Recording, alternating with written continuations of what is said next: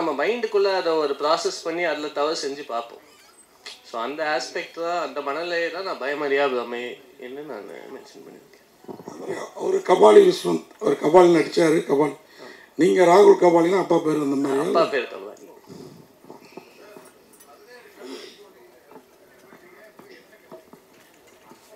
நான் அது ஒரு பெரிய கதை, ஒன்றும் கற்றுக்காதனால தான் படம் எடுக்க வந்திருக்கிறாருன்னு நினைக்கிறேன். அப்படியெல்லாம் ஒன்றும் இல்லை இல்லை இல்லை, அது ஒரு பெரிய கதை. அது நான் ஆக்சுவலாக இந்த ஜேர்னி வந்து மோஸ்ட்டாக நான் ஒரு ஆர்கிடெக்ட்லேருந்து ஒரு ஆர்டிஸ்டாக மாறின ஜேர்னி தான் இந்த 4 வருஷம். நான் ஆர்கிடெக்சர் குவிட் பண்ணிவிட்டு ட்ராவல் பண்ண ஆரம்பித்தேன். போன எல்லா இடத்துலையுமே நான் பண்ணுற பெயிண்டிங்ஸ் இல்லை நான் வரைகிற ஸ்கெச்சஸ் இதுதான் சோறு போட்டுச்சேன் 4 வருஷத்துக்கு. ஸோ கன்சிஸ்டண்ட்டாக ஒரு ஆர்ட் ஒர்க் மேலே ட்ராவல் பண்ணி இந்த ஒரு கண்ட்ரிஸ்க்கான வீசாஸு, அந்த விஷயங்கள், காசு, இந்த விஷயங்கள் எல்லாத்தையும் ஃபுல்ஃபில் பண்ணிட்டு இருந்தேன். ஸோ ஒரு பாயிண்ட்டுக்கு மேலே இந்த வேர்ல்டுக்கு நான் யார், இந்த ஒரு கொஷின் வந்து ஒரு இன்னொரு கொஷின் இருக்கும் இல்லைங்களா, நாம் யார் இந்த உலகத்துக்கு. என்னை பொறுத்த வரைக்கும் நான் ஒரு ஹானஸ்டான ஆர்டிஸ்ட், அந்த ஒரு விஷயத்த நான் உணர்ந்தேன்.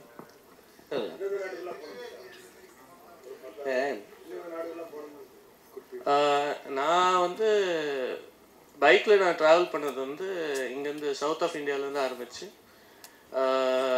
நேபாள் போனேன், பூட்டான் போனேன், அங்கேருந்து Myanmar, Thailand, Laos, Cambodia, Vietnam, மறுபடியும் கீழே வந்து மலேசியா, சிங்கப்பூர், மறுபடியும் மலேசியாவுக்கு வந்து ஷிப் பண்ணி இந்தோனேஷியாவுக்கு போனேன். மறுபடியும் இந்தோனேஷியாவில் அப்படியே பாலி வரைக்கும் போனேன். எனக்கு அங்கே ஒரு ஆக்சிடெண்ட் ஆயிடுச்சு. ஸோ அங்கே ஒரு ஆக்சிடெண்ட் ஆனதுனால என்னால் அதுக்கு மேலே பைக்கில் ட்ராவல் பண்ண முடியல. ஸோ அதுக்கப்புறமா அங்கேருந்து ஃப்ளைட் பிடிச்சிட்டு யூரோப் போயிருந்தேன். ஸோ யூரோப்பில் ஃபின்லாண்ட்லேருந்து ஸ்டார்ட் பண்ணி அப்படியே ஃபுல்லாக சென்ட்ரல் யூரோப் ஃபுல்லாக போயிருக்கேன். குரு சார், சார் நீங்கள் ஜிகர் தண்டாவில் வந்து ரவுடிகளுக்கு அந்த நடிப்பு சொல்லி கொடுப்பீங்க, இதில் ரவுடியாகவே நடிச்சிருக்கீங்க, எப்படி ஃபீல் பண்ணுறீங்க? அதான் வேலை, இதில் என்ன பண்ணுறது. ரவுடியில் எப்பயுமே கத்தியும் இதுமா இருப்பாங்க, கெச்சு போட்டுன்னு பானுங்க. ஆமாம் ஆமாம், இது நடிகர்கள் வந்து வெயிட்டிங் ஃபார் த ஸ்கிரிப்ட். அதான். ஸோ என்ன ரோல் வருதோ, இப்போ நீங்கள் வஞ்சகர் உலகத்தில் பார்த்தீங்கன்னா ஃபுல் கேங்ஸ்டராக நடிச்சிருப்பேன். ஸோ எனக்கு வந்து ஒரு கேரக்டர் அது வந்து டெப்த்தாக இருக்குது, அதில் வந்து ஒரு சோல் இருக்குது அப்படின்னா நான் அதை பண்ணிவிடுவேன். ஸோ இது வந்து இப்போ பயமறியா பிரம்மைன்னா என்னன்னு சொல்கிறாங்களே, நம்மளால் ஒரு விஷயத்த பண்ண முடியாது. சில விஷயங்களை ஒருத்தரை அடிக்கணும், ஒருத்தர் கொல்லணும் அப்படின்னு போய் பண்ண முடியாது. அது என்ன பயம் இருக்கும், ஆனால் அப்படி நினைக்க முடியும். ஸோ அதான் பயமறியா பிரம்மை. ஸோ ஒரு பேசிவ் ஆங்கர் இருக்குதுல்ல நம்ம மனசுக்குள்ளே, அடக்கப்பட்ட கோபங்கள்லாம் இருக்குதுல்ல, அதெல்லாம் வெளிப்படுத்துகிற மாதிரி இருக்கும் ஒவ்வொரு கேரக்டரும். அதில் ஒரு கேரக்டர் இந்த ஜேடியினுடைய இன்னொரு ஃபார்மாக ஒவ்வொருத்தரும் நடிச்சிருக்கிறோம். ஸோ அதில் நானும் பண்ணியிருக்கேன். டேரக்டர் அவர் சொல்லும் போது ஜேடியோடைய மாமா தான் ரவுடியாக இருந்தார் அப்படின்னு சொன்னார். ஸோ அவருடைய ஸ்டோரியை தான் நீங்கள் எடுத்திருக்கீங்களா? எங்கள் மாமா ரவுடியாக அவங்க அதுதான் எஃப்ஐஆர்லாம் போட்டு ஆக்சுவலாக அந்த ஸ்டோரியை சொல்லி அதை எடுத்தீங்களா, இல்லை நீங்களா கிரியேட் பண்ணீங்களா? இல்லை இல்லை இல்லை, இது நாமளாக கிரியேட் பண்ண ஒரு கேரக்டர் தான். சார் சொல்கிறப்ப, குரு சார் சொல்கிறப்ப, யாரும் நம்ம மனசுக்குள்ளார நம்ம நினைக்கிறது, இப்போ ஒருத்தங்க நமக்கு ரொம்ப விரோதியாக இருக்காங்கன்னா அவங்கள தீர்த்து கட்டணும் அப்படின்னு நினைப்போம். ஆனால் தீர்த்து கட்ட முடியாதுல, சட்டம் அதெல்லாம் இது இருக்குல்ல. அப்படிங்கிறப்போ அப்போ நமக்குள்ளார இருக்கிற கேரக்டருங்க தான் இல்லையா? ஆமாம், நம்மளுக்குள்ளே இருக்கிற அந்த தாட்ஸ் தான். அப்போ எல்லாரோட மனசோட ஈஸியாக ஒட்டி உறவாடும், ஆள் மனசோட. அந்த மாதிரி நிறைய சீக்வன்சஸ் இருக்கும். அதாவது 2 or 3 சீக்வன்ஸாவது ஒருத்தவங்களோட கண்டிப்பாக கனெக்ட் ஆகும். இது இவருடைய கொஸ்டின் தான், ஆனால் நான் கேட்குறேன் தாட்டி. இல்லை, எப்பவுமே கேங்ஸ்டர்ஸு இந்த ரவுடி அப்படின்னாவே ஒரு டான்ஸு, ஒரு மாடல் அந்த மாதிரி உள்ள இருக்கும் ஐட்டம் சாங் ஏதாவது. உங்களில் என்ன ரொம்ப சைலண்ட்டாகவே இருந்தது? படத்தில் பாட்டே இல்லைங்க. ஏன், என்ன காரணம்? ஏதாவது முக்கியமாக? ஏன்னா இப்போ வர படங்களில் மோஸ்ட்லி பார்த்தீங்கன்னா மகாராஜாவில் கூட கிடையாது. இல்லை, தேவைப்படல. நம்ம ஒரு மூடோட ஒரு நரேட்டிவ்குள்ளே போகிறோம். ஸோ கஷ்டமான வேலையே ஆடியன்ஸ் அந்த மூடோட அந்த நரேட்டிவ் ஃபாலோ பண்ண வைக்கிறது தான். ஸோ இந்த ஒரு விஷயத்தில் நான் எப்போவுமே இந்த மாதிரி தான் இருப்பேன்.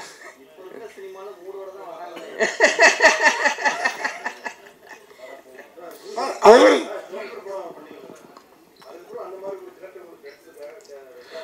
இல்லை ஒரே மாதிரி படம் பண்ண முடியாது ஆக்சுவலாக. எனக்கு வந்து இப்போ அது மாதிரி பண்ணணும்னு விருப்பம் இருக்குது. ஒரே மாதிரி கதைகள் ஜோக்கர் மாதிரி அந்த போராட்ட களம். நான் ஒரு ஆர்டிஸ்ட்டு, நான் வந்து போராளி கிடையாது. ஸோ எனக்கு அதே மாதிரி கதைகள் பண்ணுறதுல இஷ்டம் இல்லை தான். நான் அதனால தான் அந்த மாதிரி கதைகளை சூஸ் பண்ணலை. ஆமாம் வந்ததுன்னா நான் அதில் இன்னும் நல்ல ஸ்கிரிப்ட் வேல்யூ நல்லா இருந்ததுன்னா பண்ணியிருப்பேன். பட் அதே பேட்டர்னில் இருக்கும்போது நான் அதை பண்ண விரும்பலை. அது காரணம் என்னென்னா, நான் ஒரு 10 ஆண்டுகள் வந்து ஒரு நாடகத்துறையில் இருந்திருக்கேன், கூத்துப்பற்றையில். நிறைய விஷயங்கள் கற்றுட்டு இருக்கும்போது நான் ஏன் ஒரு வடை மட்டுமே போடணும், எனக்கு பூரி பொங்கல் பிரியாணி எல்லாம் பண்ண தெரியும். ஸோ அதையும் சேர்த்து பண்ணலாமேன்னு வெயிட் பண்ணுறேன். தேங்க்யூ.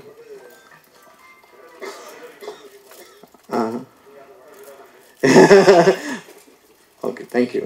டேரக்டர் சார், அதேமாதிரி இந்த ஜாக்கு அவரை விட அவரோட கார் இந்த பிங்க் கலர் ஒரு ஃபியட்டில் சுற்றிட்டு இருப்பார். நீங்கள் தானே அது பிங்க் கலர் ஃபியட் இல்லையா? அதை விடுங்க. அப்படின்னா இந்த படத்தில் ஒரு கார் வருது இல்லை, நீங்களும் நிறைய ட்ராவல் பண்ணதாக சொன்னீங்க. அந்த கார் என்ன காரு, எது அதுவும் ஒரு கேரக்டரா படத்தில்? அந்த கார் ஆக்சுவலாக ஒரு கேரக்டர்னே சொல்லலாம் படத்தில். எல்லா கேரக்டரோட ட்ராவல் ஆகும் அந்த கார். Contest sir.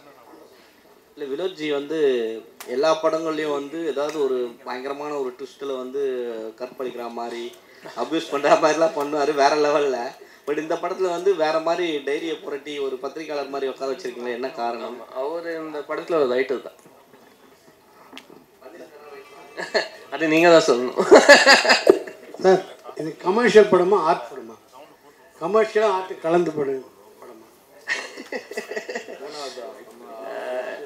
இல்லை, இது பாமர மக்களுக்கு போய் சேருமா? பாமர மக்கள் போய் பார்த்தாங்கன்னா அவங்களுக்கு கண்டிப்பாக ஒரு இன்ட்ரெஸ்டிங்கான அனுபவத்தை கொடுக்கும்.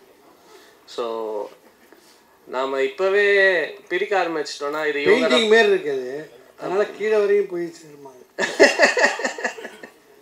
ஏன் பெயிண்டிங்கை பாமர மக்கள் பார்க்க மாட்டாங்கன்னு நினைக்கிறீங்களா நீங்கள்? ரசிகர்கள் இருக்காங்க, அதுக்குன்னு ஒரு ஜானல். இப்பெல்லாம் பாமர மக்கள்லாம் இல்லைங்க. இல்லை, பாமர மக்களுக்கு எல்லா அறிவு. பாமர மக்கள்னா அவங்களுக்கு எதுவுமே தெரியாதுங்கிற உணர்வை நம்ம அதுலேருந்து மாற்றிக்கலாம். அவங்க ரசிச்சு கமர்ஷியல் தான் பார்ப்பாங்க. அது மாறிட்டு இருக்குது.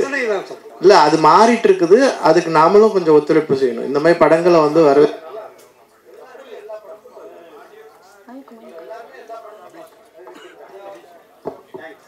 சார் டாக்டர் சார், இதில் வந்து பிரம்மையில் இம்ம மொட்டை தலைகீழாக போட்டிருக்கீங்க. அதுவே பிரம்மையா, இல்லை இது காரணம் இருக்கா?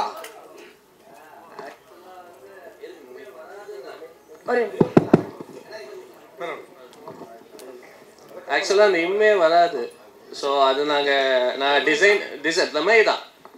அது வந்து டிசைனுக்காகவும் அதில் ஒரு ஆஸ்பெக்ட் இருக்குது, அது நீங்கள் படம் பார்க்கும்போது உங்களுக்கு தெரியும். ஸோ அதுக்காக வச்சேன் நான். தேங்க்யூ. சொல்லுங்கள்.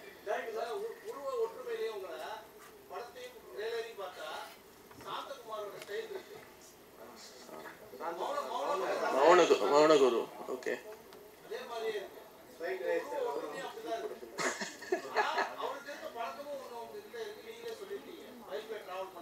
ஆமாம். இல்லை, மீட் பண்ணதில்லை நான்.